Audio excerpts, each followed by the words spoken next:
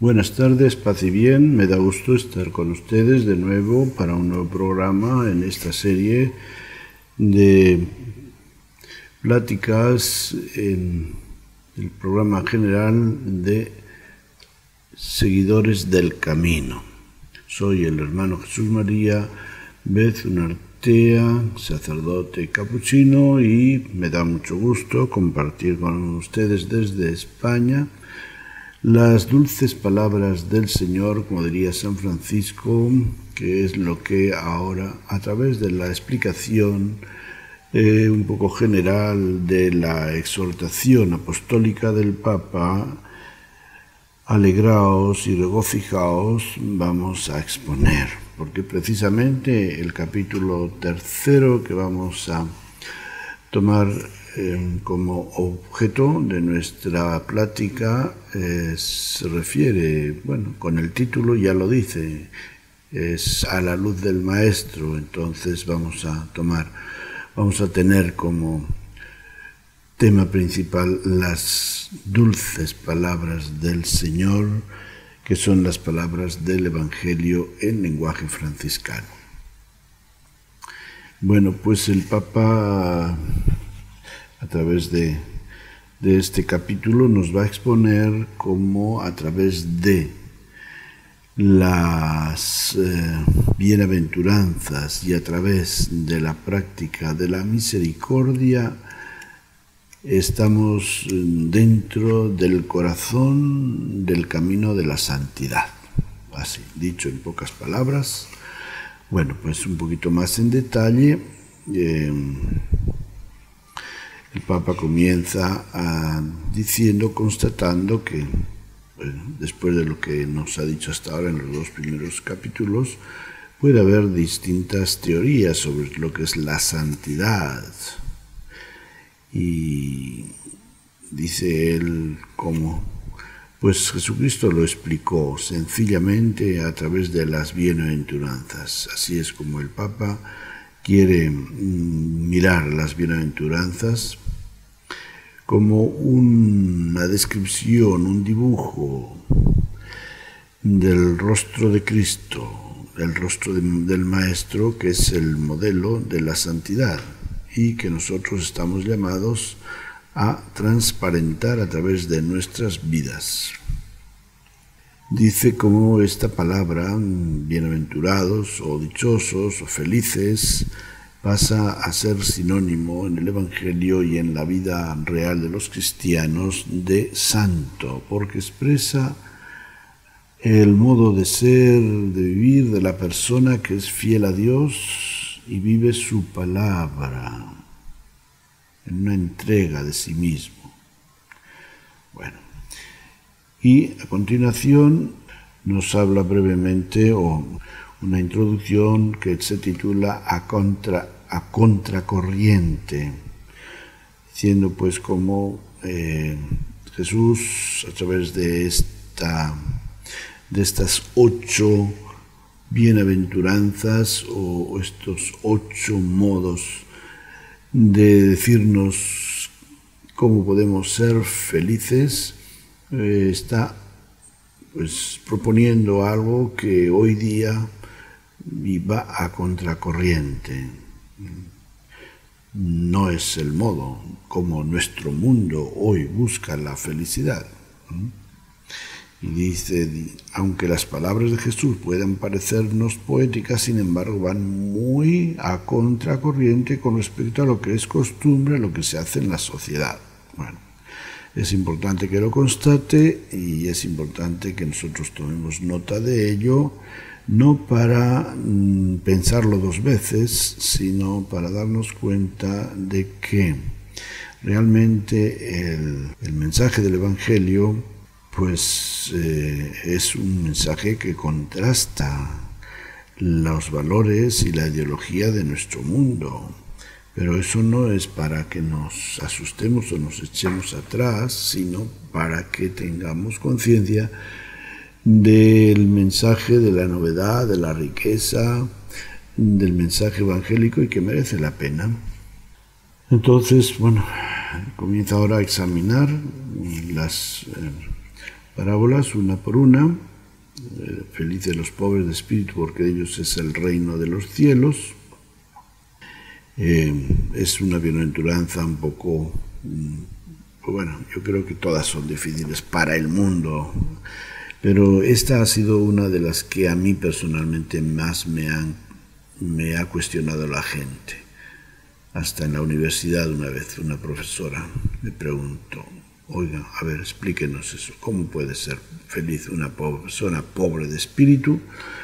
Bien, para eso hay que explicar primero qué significa en el contexto evangélico pobre de espíritu, porque para empezar, pues el mundo piensa de otra manera, tiene otra concepción de ser pobre de espíritu. Pobre de espíritu es una persona mediocre, una persona que no vale, que no sirve, y no va por ahí, dice el Papa aquí precisamente. Jesús llama felices a los pobres de espíritu que tienen el corazón pobre.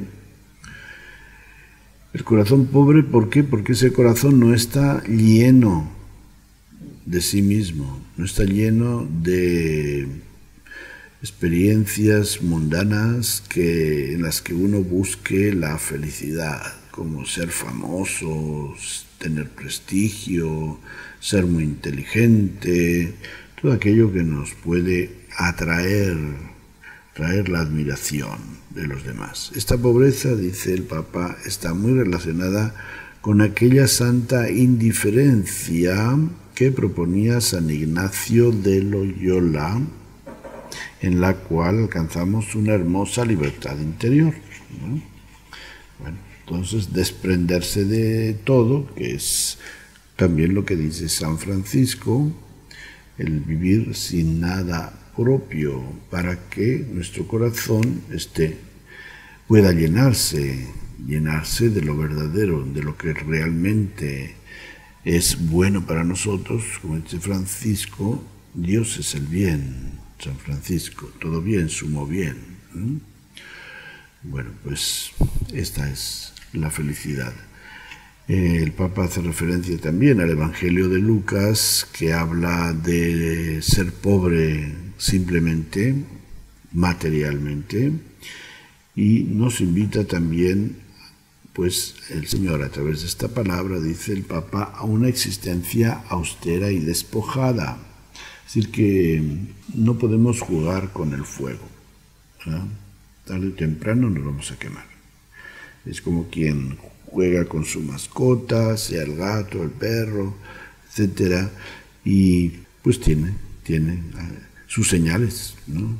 Los mordiscos hacen sus marcas en las manos, no porque sean una cosa mala, sino porque dejan su marca. Entonces también, así, dime con quién andas, te diré quién eres. Entonces, si uno se carga de cosas, si uno necesita una buena cuenta de dinero en el banco, pues no puedes fácilmente estar despojado de las cosas. Por eso, pues, la carencia de bienes o el tener lo mínimo necesario, que no es fácil el decidirlo, el delimitarlo, pues es como una medida para poder decir que yo podré ser pobre de espíritu. Bueno, y el Papa en cada una de estas bienaventuranzas concluye diciendo que vivir esa bienaventuranza es santidad. Entonces dice, ser pobre en el corazón, esto es santidad. Claro está, pues que seamos de verdad pobres, desapegados de todo, que, como ha citado a San Ignacio de Loyola, pues estemos felices cuando tenemos y cuando no tenemos, como dice también el mismo San Pablo, cuando vivimos en medio de muchas carencias o vivimos en la abundancia. Bueno, luego la segunda bienaventuranza de los mansos, felices los mansos porque heredarán la tierra, pues otra bienaventuranza poco comprendida por el mundo. Dice San Pablo que el mundo de hoy es el reino del orgullo y de la vanidad, donde cada uno se cree con el derecho de alzarse por encima de los otros, ¿no? Jesucristo nos dice: venga, aprendan de mí, que soy manso y humilde de corazón, y encontrarán descanso para sus almas. Es decir, que vienen felices los mansos porque heredarán la tierra, como hace referencia a esta experiencia del pueblo de Israel, de heredar la tierra. Quiere decir que los que no luchen por ella, los mansos, la van a heredar. ¿Por qué? Porque es regalo de Dios. Porque la felicidad es un regalo de Dios. Pablo, también menciona el Papa, menciona la mansedumbre como un fruto del Espíritu Santo. Claro que sí. Gálatas 5:23. Propone que si alguna vez nos preocupan las malas acciones del hermano, por ejemplo, nos acerquemos a corregirle, pero con espíritu de mansedumbre, no sintiéndonos nosotros más que nadie. Más adelante habla pues de la experiencia de los pobres de Yahvé, que en la Biblia suele usarse la misma palabra para referirse a los pobres y a los mansos, ¿verdad? Entonces es también interesante, claro está, que la pobreza pues nos ayuda a ser gente sencilla, mientras que qué difícil es que una persona rica en bienes materiales pues sea así. Difícil, no digo imposible, y no se sientan ofendidos si alguno que me está escuchando abunda en bienes materiales, pero sí, mírense un poquito su vida y a ver, ¿verdad? Porque fácilmente, sin darnos cuenta, este es el problema, sin darnos cuenta podemos sentirnos más que los demás y mirar a los demás por encima del hombro, ¿no? Dice el Papa, porque los mansos, más allá de lo que digan las circunstancias, esperan en el Señor, y los que esperan en el Señor poseerán la tierra y gozarán de inmensa paz, ¿verdad? El que tiene abundancia de bienes, pues cree que poco necesita esperar en el Señor, a no ser que lo mantenga en su buena fortuna. Bien, pues para concluir, dice el Papa, reaccionar con humilde mansedumbre ante las circunstancias, sobre todo adversidades, es santidad. La tercera, felices los que lloran, porque serán consolados. El mundo nos propone lo contrario, el entretenimiento, el disfrute, la distracción, la diversión. Nos dice que eso es lo que hace buena la vida. El mundano ignora, mira hacia otra parte cuando hay problemas de enfermedad o de dolor en la familia o a su alrededor.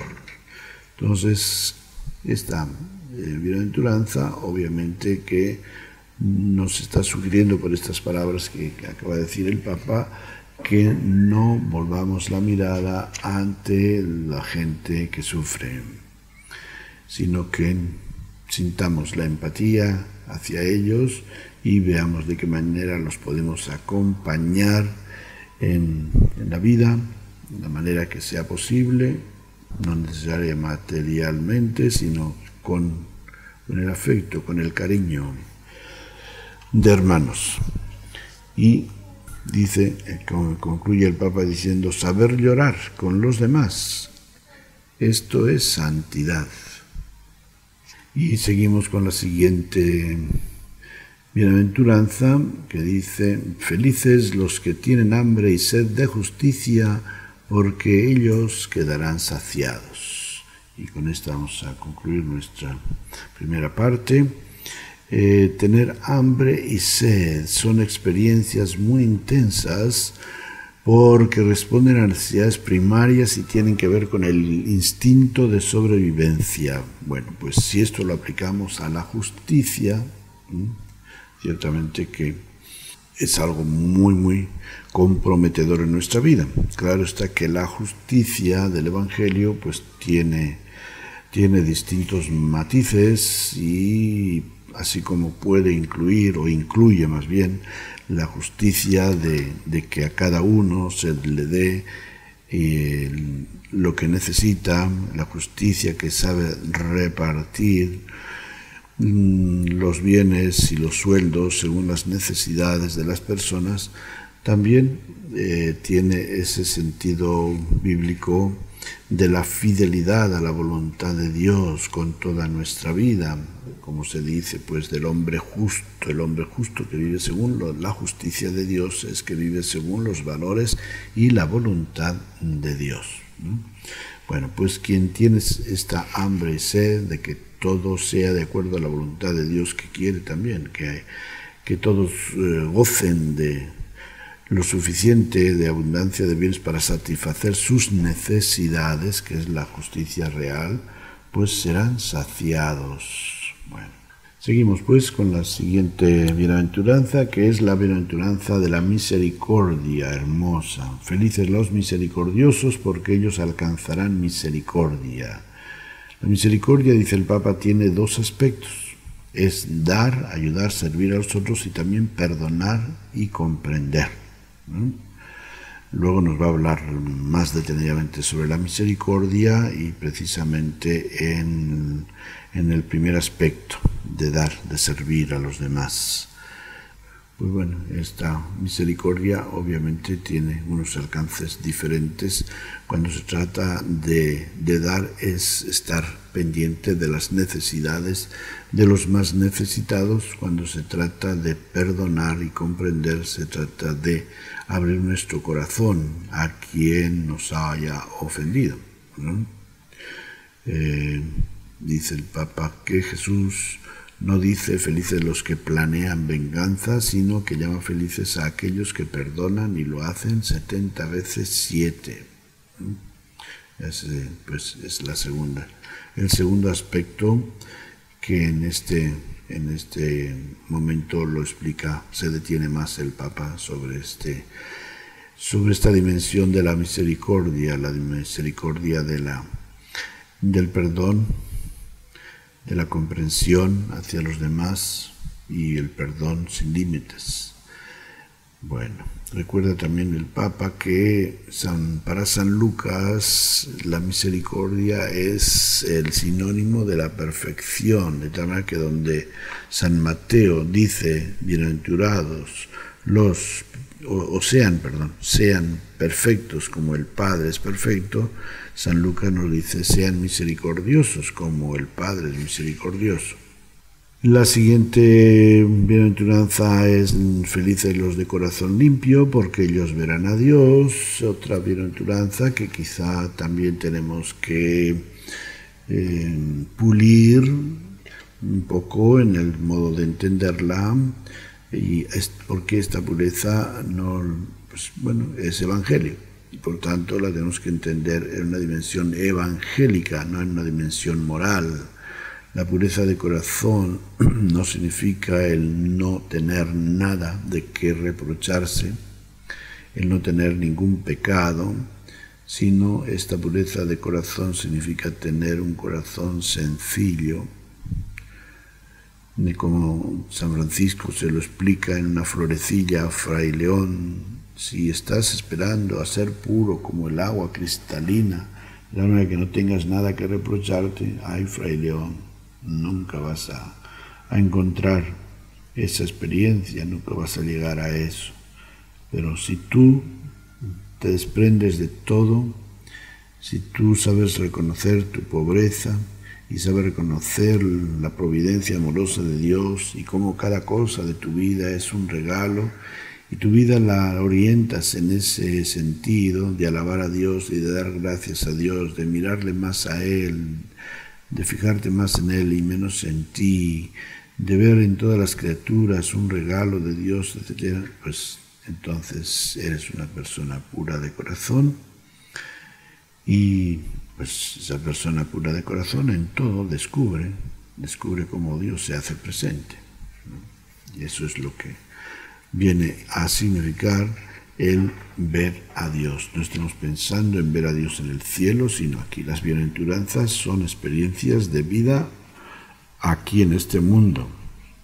Eso es lo que tenemos que tener en cuenta siempre, que el Evangelio se proclama para quienes vivimos en este mundo, para aprender a vivir nuestra vida tan humanamente que de alguna manera sea un reclamo de la vida del cielo, que es la vida de los hijos, verdaderos hijos de Dios, cuando ya hemos llegado a la meta, al ideal de nuestra vida.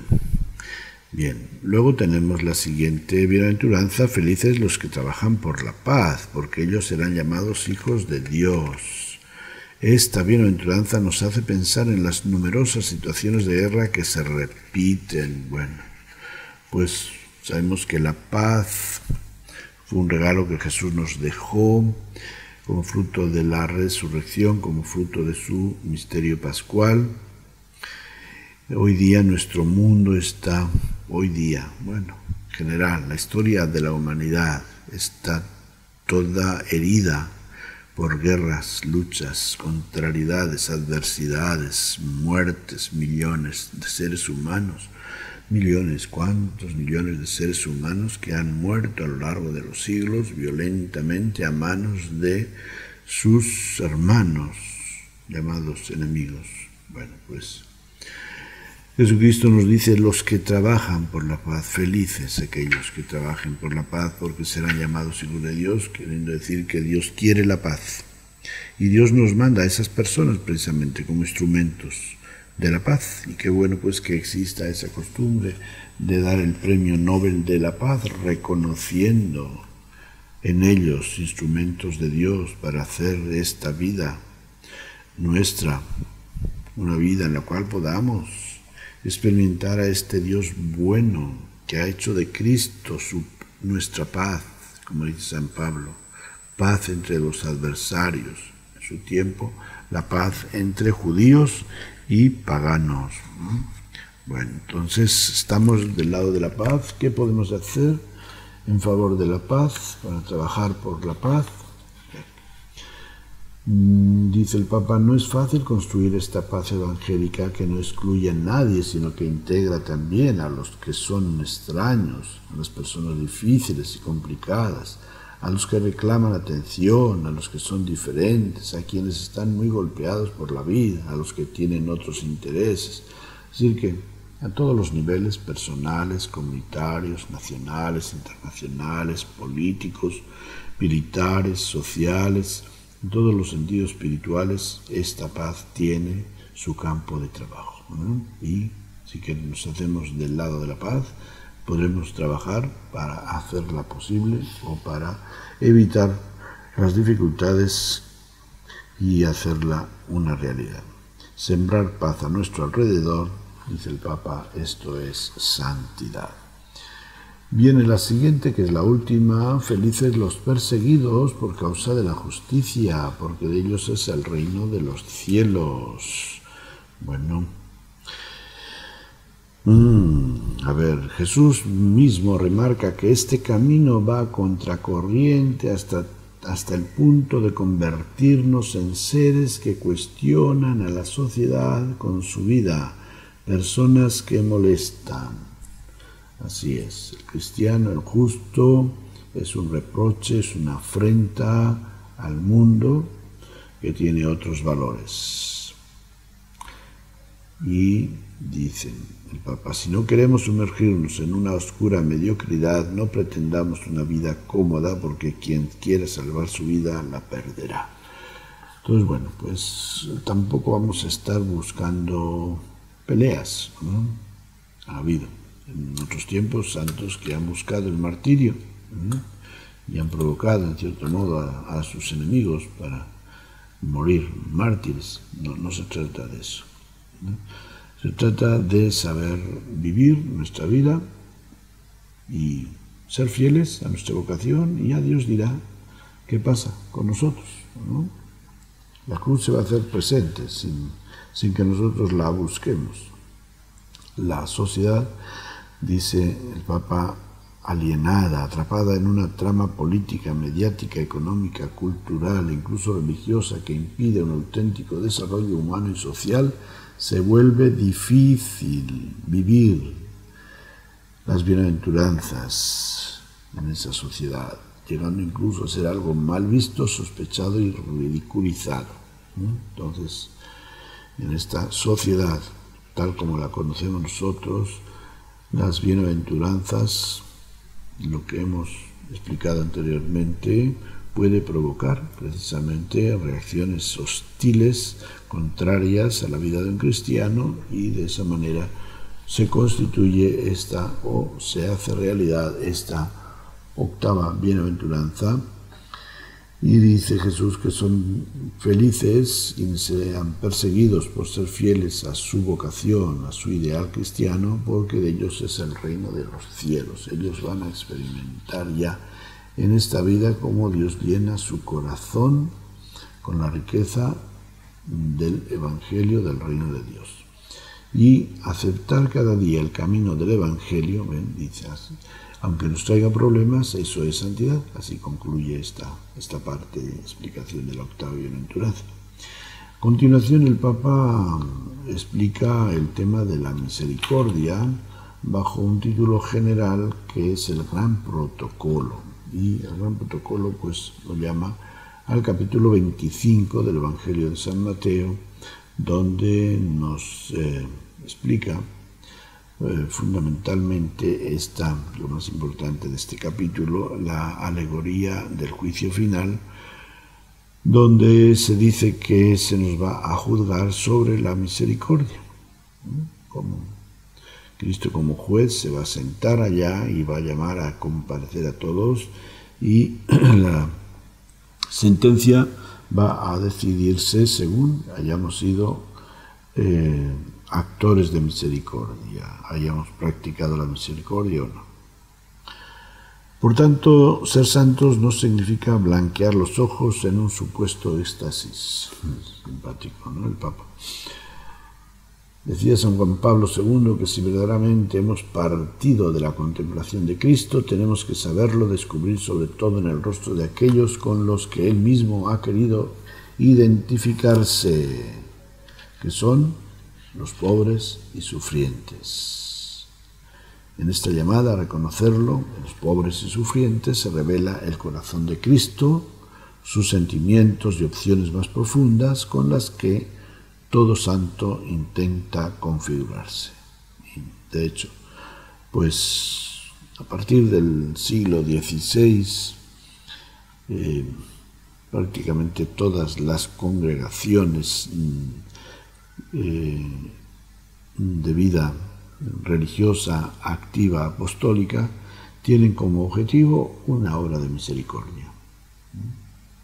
Sí, es muy fácil verlo leyendo un poco la historia de las congregaciones religiosas, que son cientos, no sé si miles, pero sí bastantes cientos dentro de la Iglesia, quizá son miles.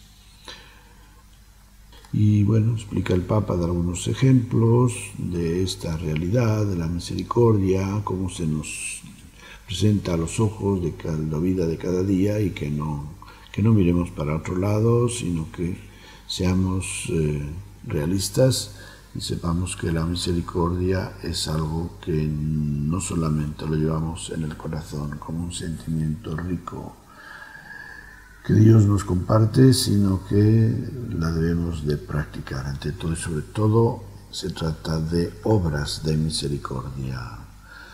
Así que, bueno, pues ya se nos acaba la media hora, entonces seguiremos Dios mediante, no tenemos prisa, ¿verdad? Esperamos que el Señor nos vaya dando tiempo para explicar y para dialogar sobre este tema tan importante como es la santidad, y tal como el Papa nos lo explica. Que el Señor los bendiga, paz y bien.